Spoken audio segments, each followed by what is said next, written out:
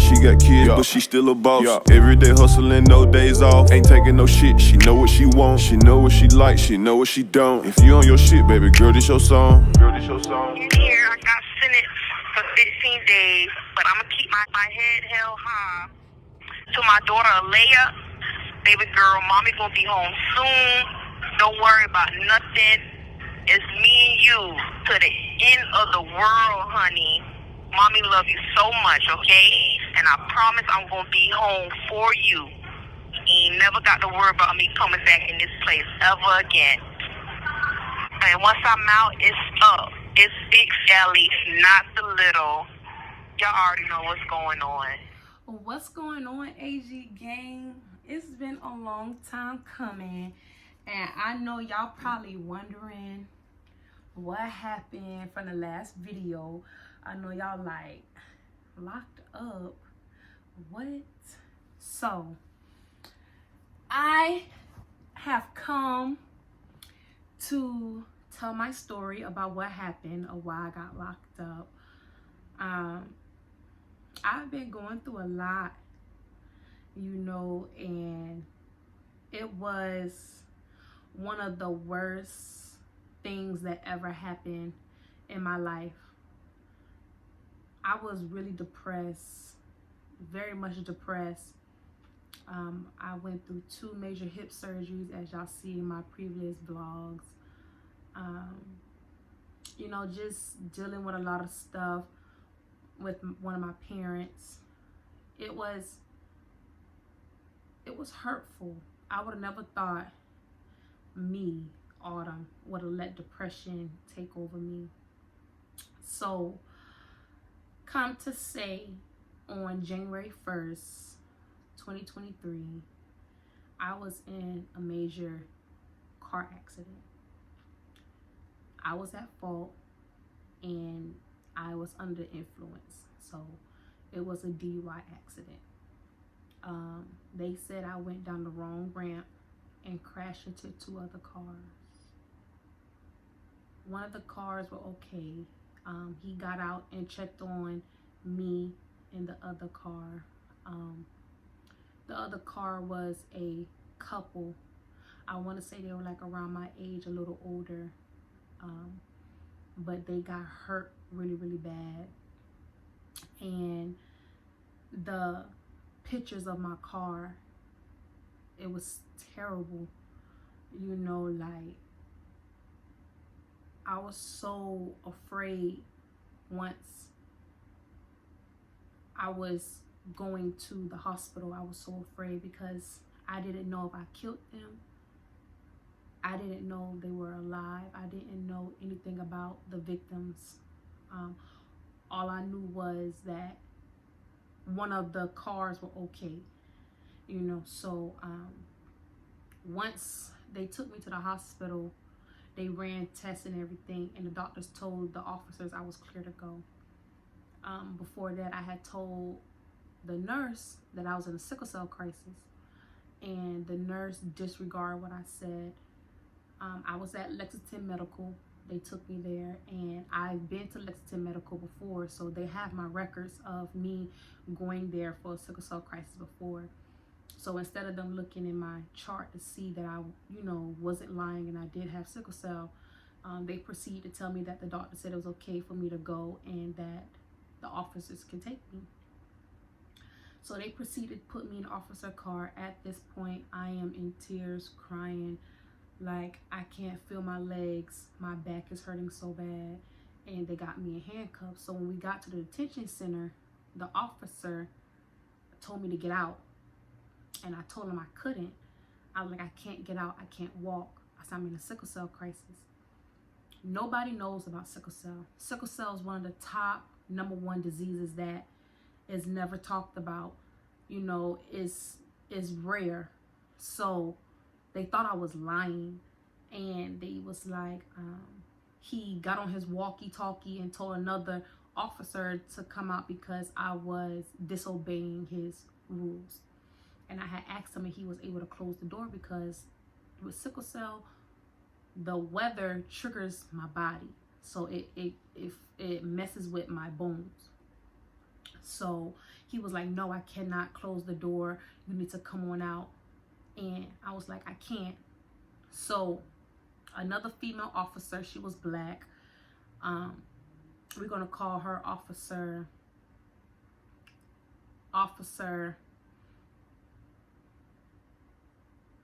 She. So we're going to call her Officer She. So Officer She and the other officer grabbed me and dragged me out of the car. They dragged me out of the car and dragged me inside to the detention center. Once that had happened, Officer She was yelling at me. She was like, you need to shut up with all that crying. Stop that damn crying. You hurt those people in there. And I was like, I'm crying because I'm in a sickle cell crisis. And she was like, shut up. You ain't got no sickle cell.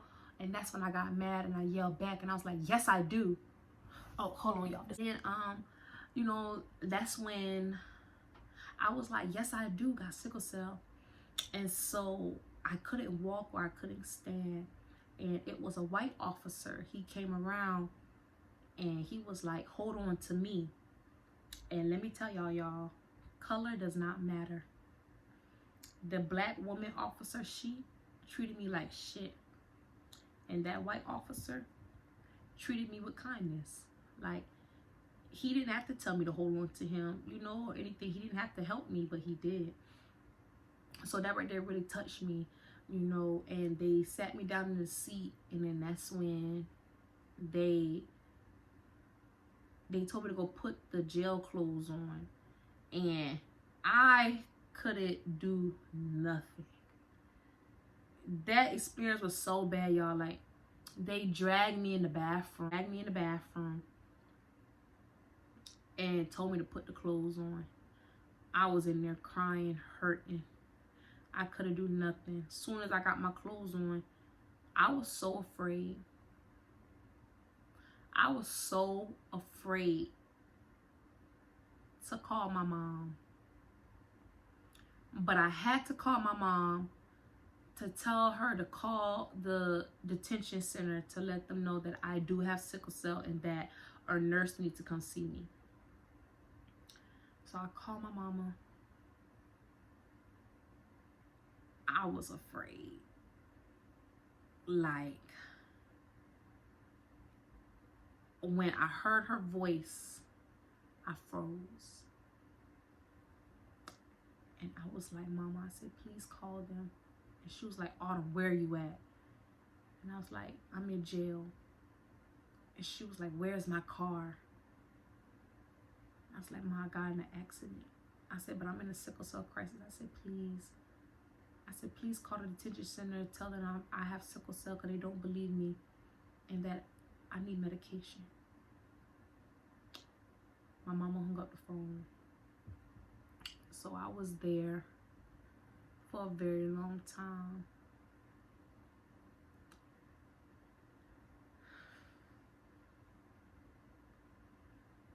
Finally, a nurse came and she was like, your mom called and told us that you had sickle cell.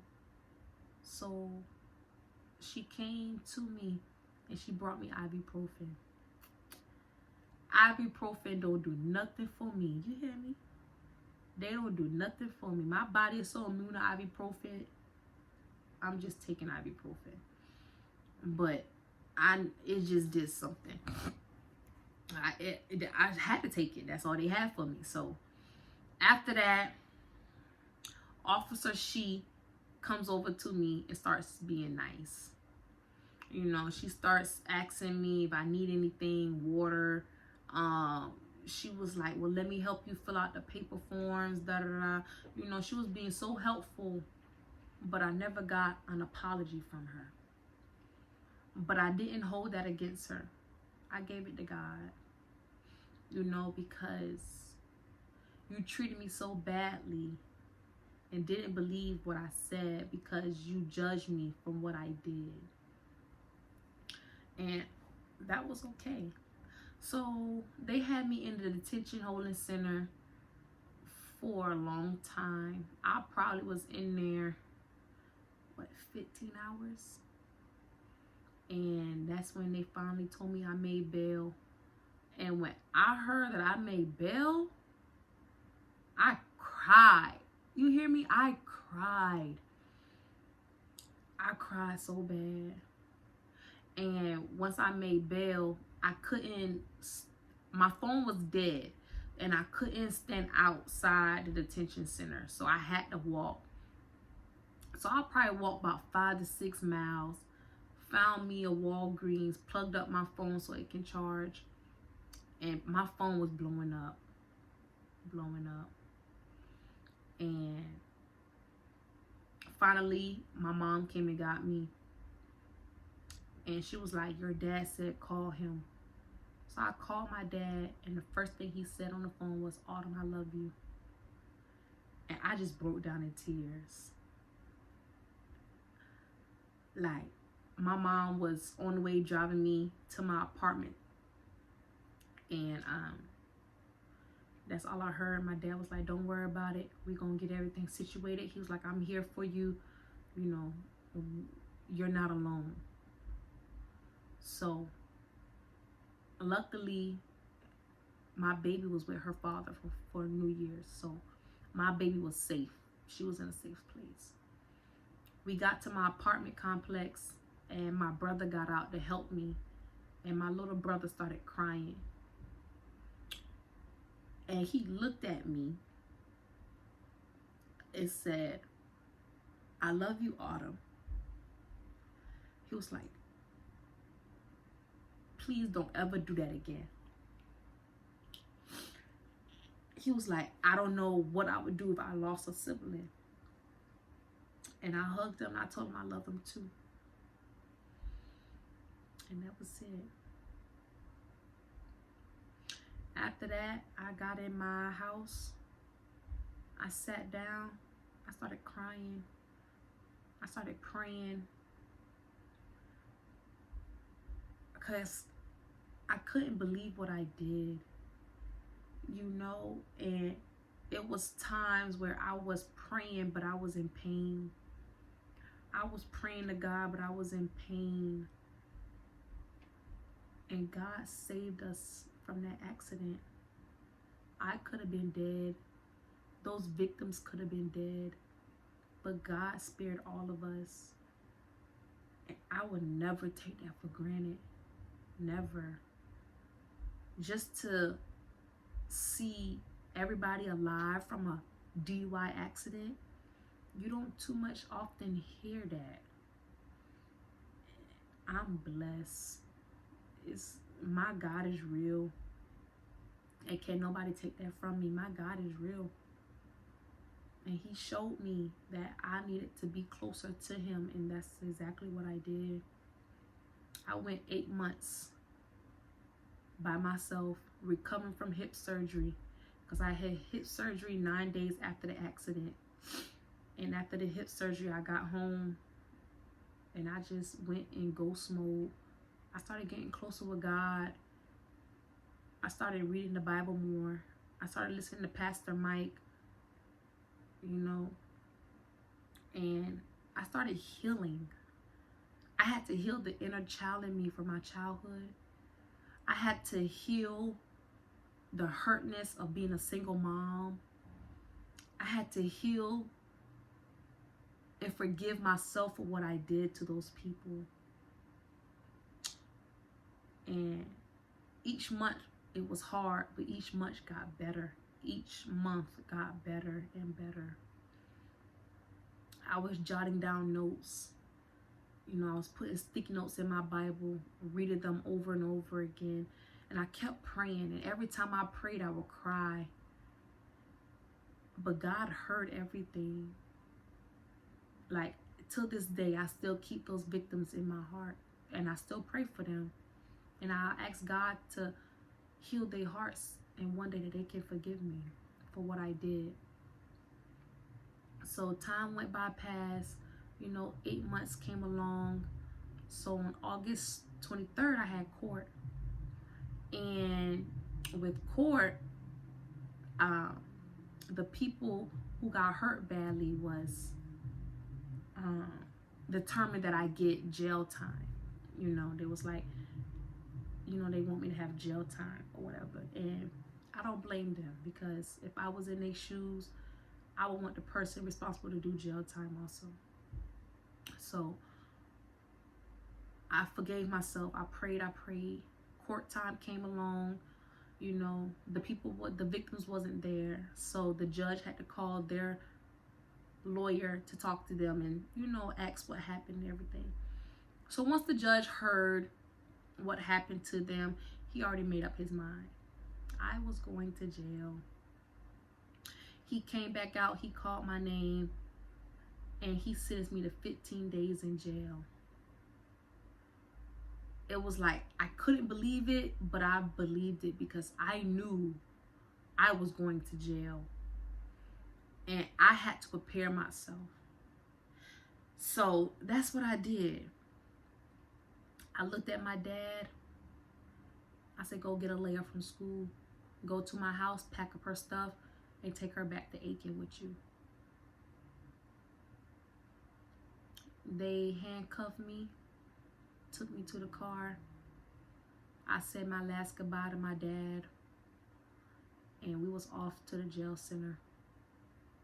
When I got there, it was different. Jail is not for me. And I used to always say, I am too pretty for jail. And I would have never thought I would go to jail. But that right there opened my eyes. God gave me 8 months to heal, and gave me 15 days in jail to show me this right here would have been my lifestyle if something would have happened to those victims. And honestly, I am so thankful that I went to jail. I am, because it opened up my eyes. It made me see that that's not who I am. I can't continue being depressed and doing stuff and hurting people, because people know me. They know I have a big heart, and I'm always the one giving out. I'm a giver. And I think that's why I know that's why God saved us, because he knew my heart. He knew a good person I was. If anything, I was always helpful. I would never hurt a soul. You get what I'm saying? And I don't wish that on my worst enemy. So I went to jail. You know, they did everything. When I got in jail, they took me to the jail cell, whatever. And as soon as I got in there, one of the girls who I bunked with, she was with me, open arms. You know, anything I needed, she gave it to me. You know, I was in jail and I didn't even eat. Like, I lost so much weight. And the experience was so different. Can't shower when you want to, can't talk on the phone when you want to. You got people telling you what to do. You get what I'm saying? It was so hard. But I met some spiritual women in there, and till this day we are still close. You know, we still talk to each other and everything, and that's all I want. You know, it was drama inside there, but I stayed on my best behavior because I had to come home to my child. So I think I did 10 days in jail because I was on good behavior. You know, my lawyer, he reached out to the judge who sentenced me and wrote a note, you know, stating how I was. I also got a cousin who's in the sheriff department, who's associated with different people. So, you know, she was calling, checking on me. So when they saw that I was doing good behavior, instead of doing 15 days, I did 10. So, wait, the 23rd, 24, 25, 26, 27, 28, 29, the 30th. Oh, I did 8 days. I think I did 8 to 10 days I did in jail. I didn't do the whole 15. I did 8 to 10 days. I got out September 1st. When I called my sister, I called her and I told her, I was like, I said, don't tell Dad. I said, but I'm getting out. I said, so tell him that he has to come up here and sign paperwork for me. So she told my dad, and in this next clip, I'm going to show y'all the reaction of my dad.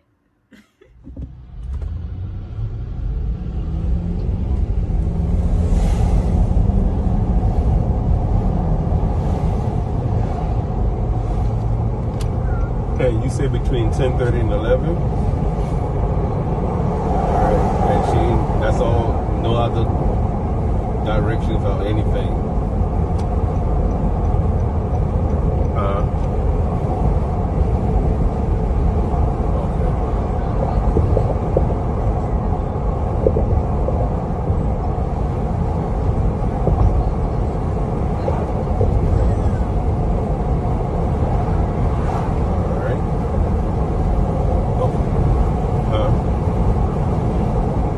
Yeah, I'm about 5 minutes away.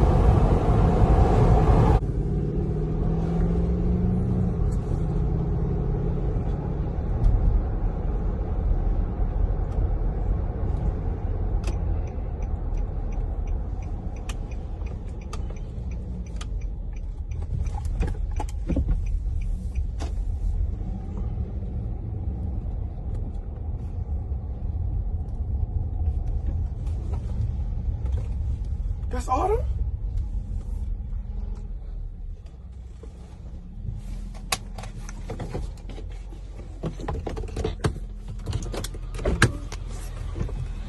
You out?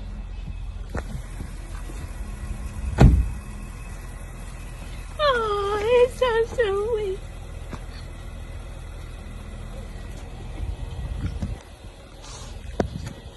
Oh. Look at them. Got me, oh, my camera getting blurry. Okay, there we go.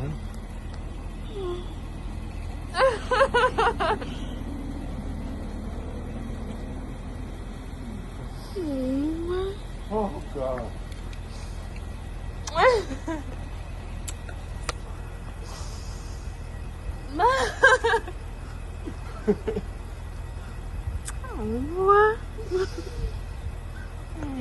Oh, y'all got me crying. Stop. Oh, God. Woo. You good? And I lost a lot of weight. Ain't that what you wanted? No.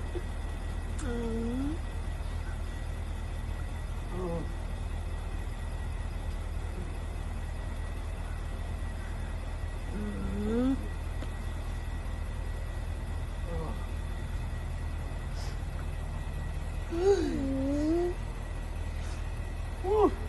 Yeah, They you won't, lost. they won't see me no more. Oh, that's right. Oh, baby, I love you. I'm sorry you've been waiting so long. It's okay. I love you. We ain't coming back here. We ain't going to no more of them. No more. It's in the past. That's right. Here, grab your blanket. That's mine. Let's go. A nigga first day out. Look at the nigga in the bed. Say what's up. Give a shout out. What do you gotta say to the people? She snitched. Bro, this nigga stupid. Alright, y'all, we about to go. We gotta go eat. The other side. Okay, Mom. Ooh. I want some on my blanket. Who wants some blanket? Leia, calm down.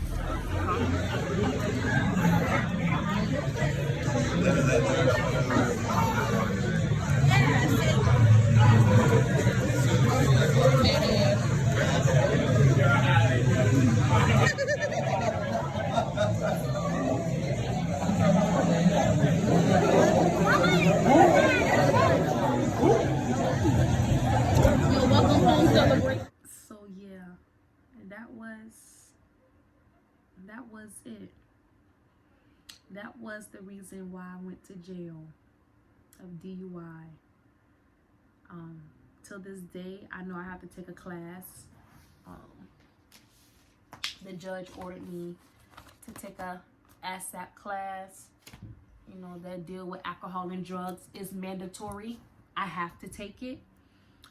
So I'm thankful for that. I will definitely take that class, learn whatever I gotta learn out that class, do what I gotta do. I get my license back in February. So it's just like, I'm just taking time with everything. God really truly blessed me. I pray every night to God. It's not one night I don't go without praying, because my life could have been different. I could have still been in jail till this day, you know, and I'm just so grateful that I've done my time. You know, God is showing me that, you know, if anybody would have got killed in that accident, this right here would have been my life. Jail would have been my life. But instead, he spared me. He spared those people. And he wanted me to get closer with him and heal and to be a better parent to my child, you know. And that's exactly what I did. I love my baby girl to death. Like, we have our hard times, but I also tell her, we gonna be all right. I truly had to heal myself. You know, the depression took a toll on me. Depression is so real. I don't care what nobody say. I am a witness of depression and anxiety. And I come to tell you it is real. So if you or anybody out there, you know, got depression or anxiety, talk to them. I was always that strong person. And I was always the person giving. And then when it was time for some loving from me, I was alone. And it hurt. Dealing with the relationship with my parent, it hurt. You know, dealing with sickle cell, it hurts. Having 2 major hip surgeries and learning to re-walk all over again hurt. And I was so mad, but I'm just grateful to still be here. I'm so grateful to have a third chance at life, because I did do a suicidal attempt back in 2017. I was really depressed. Yes. You know, and like I said, I was praying, but I was in pain. But God still heard me. And he saved me. He saved those victims. And to the victims out there, I truly do apologize for my actions. I've never in my life ever got in trouble with anything like this. I always had a clean driver record. So I truly hope deep down in your heart that you choose to forgive me, because I forgave myself. God forgave me. And I truly do keep y'all in my prayers. And I'm so sorry for everything that happened that night.